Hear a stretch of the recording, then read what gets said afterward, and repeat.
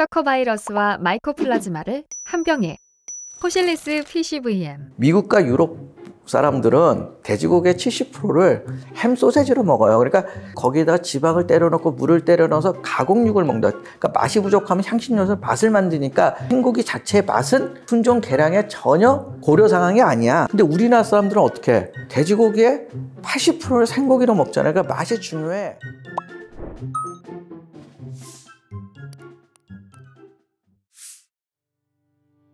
우리나라 흑돼지에 대해서 오해가 되게 많은데 이제 재래돼지를 흑돼지라고 얘기를 해요. 근데 이제 제가 이제 역사 연구를 막 하다 보니까 안시성 전투 양만춘 장군 그때는 그 안시성에 백돼지가 울었다 뭐 이런 얘기도 있어요. 그러니까 우리 민족이 키운 돼지가 검은 돼지만 있었던 건 아닌 것 같고 여러 종류의 돼지가 있었는데 일제가 식민지 지배를 시작하면서 이제 조선의 그 축산 자원을 조사하면서 재래 돼지라고 얘기했던 것들은 대개 작은 돼지, 그리고 그 돼지를 가지고 버크셔랑 제일 먼저 한 실험 중에 하나가 비료의 생산량을 비교했어요. 근데 놀라운 거는 체중이 2배가 더 큰데 비료의 생산량은 체중 대비해서는 이 재래 돼지가 훨씬 좋았어요. 그런 뭐야?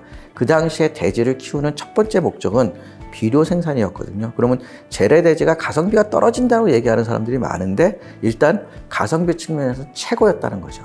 사람이 먹을 것도 없는 상황에서 돼지가 크면 클수록 많이 먹으니까 가장 작은 돼지가 비료를 많이 생산해주면 땡큐, 감사한 거잖아요. 제일 좋은 역할을 했던 거고, 그런 재래돼지가 있었다. 그러면 이제 현대는 재래돼지가 지금 두 결로 있어요. 하나는 제주도에 있는 연구소에서 개발해서 농민한테 보급해주고 열리지 가든에서 파는 제주 흑돼지 재래돼지가 하나 있고, 그거는 뭐 한 달에 한 2~3마리만 판매가 되니까 예약하고 드실 수 있고, 하나는 송악농장 포항에 있는 재래돼지가 있어요. 그 두 개가 보존되어 있는 것 같고, 그 다음에 이제 육지의 흑돼지가 있죠. 그건 이제 지리산을 바탕으로 한 이 흑돼지들은 일제강점기 1920년대에 일제가 버크셔를 보급하면서 재래돼지와 버크셔가 교잡을 해서 만들어진 돼지의 피들이 남아있는 게 또 하나가 있고요. 또 한 결은 제주도에서 일제가 그 버크셔를 1920년대 보급하면서 1940년대 육지의 보급률은 70% 가까이 돼요. 그러니까 육지에서 키우는 돼지는 거의 버크셔 순종이거나 버크셔와 재래돼지의 혼합종. 그러니까 우리가 흔히 옛날 돼지는 다 검은 돼지라고 생각을 하거든요. 근데 제주도는 또 달랐던 게 등치가 작은 재래돼지가 그대로 해방까지 남아있었어. 근데 이게 임피제 신부님이 요크셔를 한 마리 가져갔을 거예요. 54년, 6년. 그래갖고 그거를 60년대 농가에 보급하는데 요크셔를 보급하면서 그 요크셔랑 재래돼지가 교잡을 해서 검은 제주도 흑돼지가 생겼어요. 근데 이게 이제 2000년대 들어서는 이제 버크셔를 수입해서 집어넣기 때문에 버크셔가 제주 흑돼지의 많은 비율을 차지하는 것 같아요. 90년대 초반에 흑돼지를 검토하면 그때는 요크셔 피가 많았어요. 버크셔 피는 없었고. 그러니까 결이 좀 다르죠. 그리고 이제 새로 나오는 게 이제 2000년대 초반에 남원의 박하춘 박사님이 키운 버크셔 K, 그건 이제 미국 종을 가져다가 한국화 시킨 거고, 그 다음에 이제 신품종으로 나오는 게 난충말돈, 우리흑돈. 난충말돈은 뭐 아시겠지만 재래돼지에다가 랜드레이스를 교접한 거고, 그 우리흑돈은 재래돼지에다가 두록을 교접한 거. 이렇게 해서 좀 비율이 다르죠. 그러니까 그 흑돼지의 결이 몇 결이 있는 거죠. 그 별로 이렇게 차이가 있을까요? 있죠. 어떤 차이들이 혹시 대략적으로? 그러니까 난충말돈 같은 경우는 이것도 뭐 사람들이 오해를 많이 하는데 그게 뭐 셰프가 유행을 시켰다 어쩌고저쩌고, 사실 난충말돈을 처음에 취급했던 건 뼈등심으로 취급했던 거는 숙성도예요, 제주도. 근데 저희가 그걸 테스트할 때 근내 지방이 약한 등심에 근내 지방이 많았기 때문에 마블링이 좋았기 때문에 에이징을 하고 구이용으로 개발할 수가 있었어요. 그런 것처럼 처음에 시작할 때 4,000원짜리 킬로그램당 4,000원 하는 뼈등심이 지금 2만 원대까지 올라왔으니까 뼈등심의 시장, 제대로 굽고 제대로 요리하는 것에는 대단히 그 역할을 잘했다고 보고요. 그 다음에 우리흑돈은 생각보다는 삼겹살이 안정적이에요.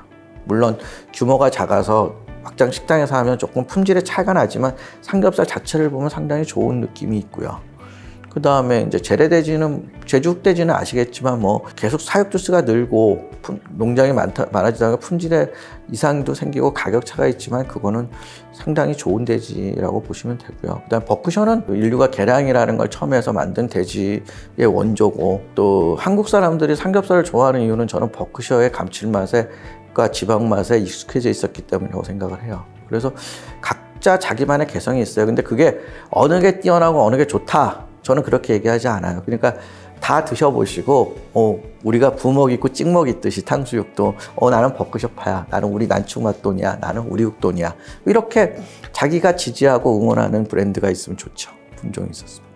조금 새로운 경험을 하기 위해서 가볼 만한 식당 좀 추천해 주실 만한 게 있을까요? 저는 이런 생각을 해요. 자, 우리나라에 이제 서울 시내에 그 삼성동에 광평이라고 있어요. 거기는 난충맛돈을 취급해요. 좋다 이거야. 거기 가봐라 이거야. 그 다음에 이제 종로에 예맥간이라고 있어요. 우리육돈을 취급해요. 그 다음에 을지로에 숙성도가 들어왔어. 거기는 제주 흑돼지를 취급하잖아요. 그리고 이제 연희동에 카센터라고 버크셔 K 삼겹살과 앞다리를 취급하는 식당이 생겼어요. 그러니까 이제는 그 다양한 품종의 식당들을 찾아다니면서 다양한 품종에 대한 이야기들과 갑론을박, 우리가 부먹이냐 찍먹이냐 하듯이 꼭 한 곳이다가 아니고 다양한 걸 경험하실 수 있는 여건이 생겼으니까. 과거에 우리 지금 안타까운 건 두룩이 이제 고기 두룩을 생산하는데 서울 시내에 그게 없어요. 그 구이집이. 그래서 두룩 구이집도 하나 생겨서 사람들이 진짜 오리지널 두룩의 맛은 어떤 건가라고 느낄 수 있는 식당이 생겼으면 좋겠는데, 아직까지는 이제 농민이 하니까 좀 준비가 덜 된 것 같은데, 그런 식으로 해서 사람들이 다양한 품종을 맛볼 수 있는 거고, 우리도 외국인들한테 자랑할 수 있어야 되고, 우리 스스로도 내 이웃에 권할 수 있는 그런 식당들이 많이 생겼으면 좋겠죠. 이제 겨우 우리는 우리 입맛에 맞는 돼지고기를 신품종을 개발해 놓고 이걸 뭐 재래돼지고 토종돼지라고 막 어거지를 써서 붙이려고 하는 것들 자체가 잘못된 거지. 한국인의 입맛에 맞는, 우리의 풍토에 맞는, 우리의 기후 여건에 맞는 새로운 품종, 한국화된 한국형 돼지를 만들었습니다 하면 얼마나 좋아. 거기에 근데 재래돼지의 피도 좀 섞어서 우리 것이라는 고유의 특성도 살렸습니다 라고 얘기하면 되는 걸 갖다가 이건 토종이야. 잘못된 거죠. 그러니까 전문가가 아닌 사람들이 이런 걸 마케팅을 하니까 가서 그냥 갖다 붙인 거야. 토종은 다 좋은 것 같고 애국 마케팅 하듯이. 그건 지금 우리육돈이나 난충맛돈의 지금 초기 시점에서 이건 토종이야. 거기다가 또 정부는 이걸 재래라고 얘기한. 내가 그 정부의 재래돼지 규정을 정확하게 읽어본 건 아니고 대충 보면 까만 돼지는 다 재래야.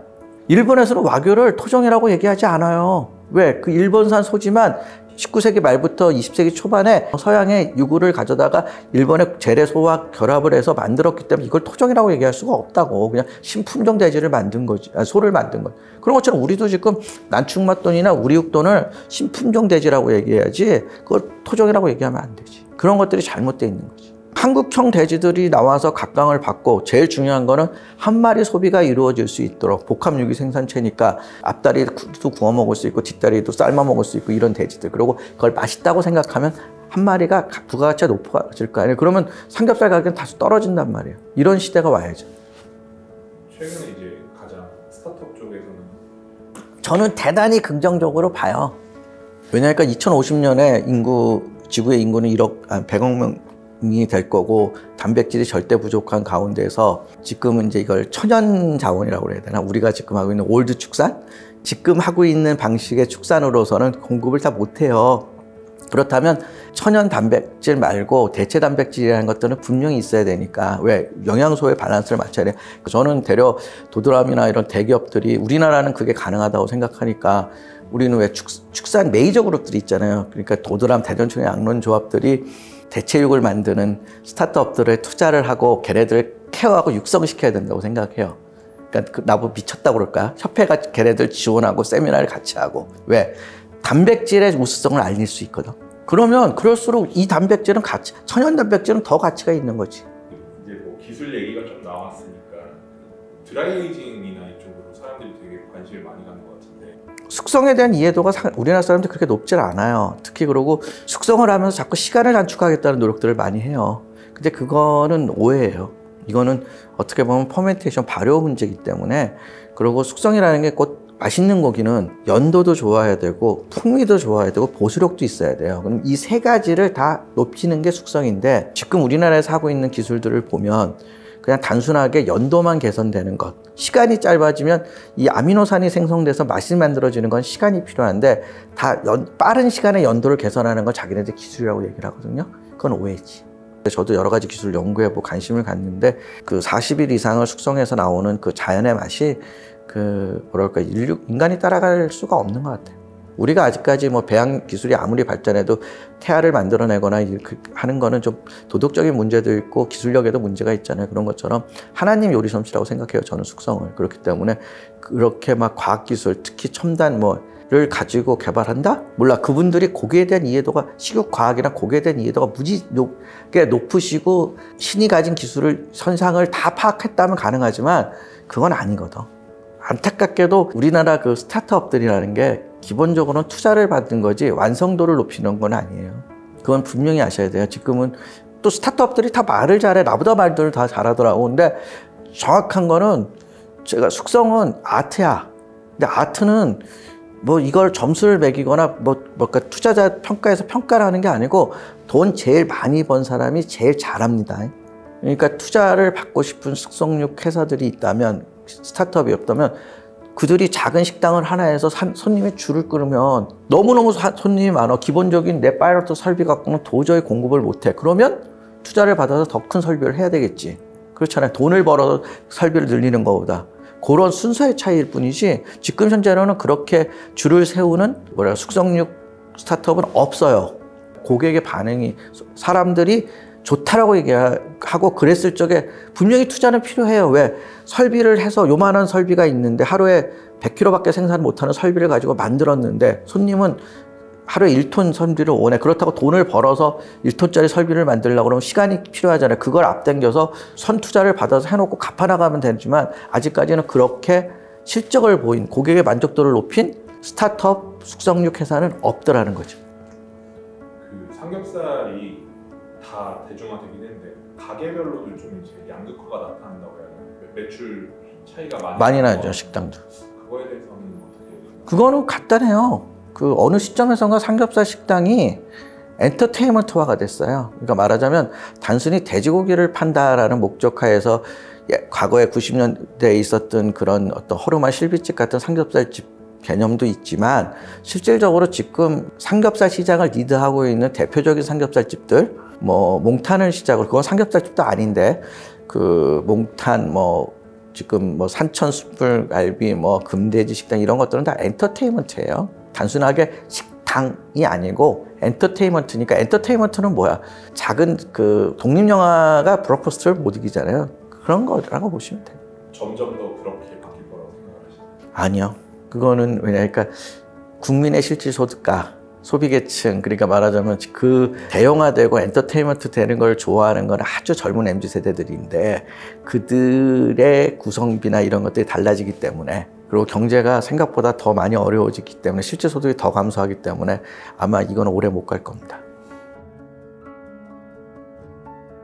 이제는 자주적인 농업이라는 거 있잖아요. 어떻게든 우리가 100% 자급은 하지 못해도 사료의 국산화율 이런 것들에 대한 고민들은 시작을 해야 될 것 같아요. 그래서 국내에 있는 음식 자료를 가지고, 그것도 지금 아프리카 열병 때문에 사용을 못하지만 최대한으로 위생 처리를 할 수 있는 방법, 그런 것들이 스타트업이 나와야 되는 거예요. 기술 투자를 해서 그런 걸 개발한다든지. 기후 위기가 되니까 사실은 저는 남북 교류 농업에 대한 생각을 많이 해요. 그러니까 북한에서 사과나 배추나 이런 걸 키워서 남한의 쌀과 교환하는, 그중에 돼지도 그런 역할을 해서, 특히 이제 축산분뇨는 산림을 녹화시키는 최고의 비료이기 때문에 북한의 산림도 키우고, 그러니까 말하자면 도토리를 먹이거나 밤을 먹이는 거는 돼지의 사료는 최고예요. 그렇죠? 그래서 이베리코 돼지가 좋다고 그러는데 인류 역사에서 과거에는 다 도토리 먹여서 키웠어.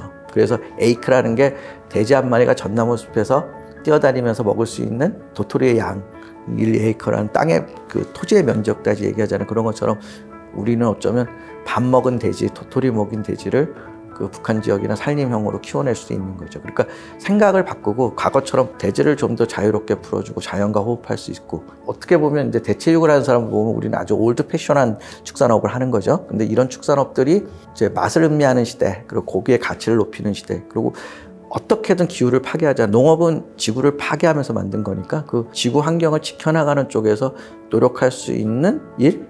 그러니까 이게 돈이 안 되지. 그러니까 제가 아마 식육산업사를 연구하고 그 인문학적으로 연구하면서 가장 돈이 안 되는 분야이기 때문에 연구한 사람이 없었을 거예요. 근데 뭐 나는 이미 다 경제적인 부분에서는 조금 자유로운 사람이니까 그런 것들을 마지막으로 내가 생각이 살아있고 이야기를 할 수 있을 때까지는 최선을 다해서 노력하는 게 후배들을 위한 길이라고 생각을 합니다.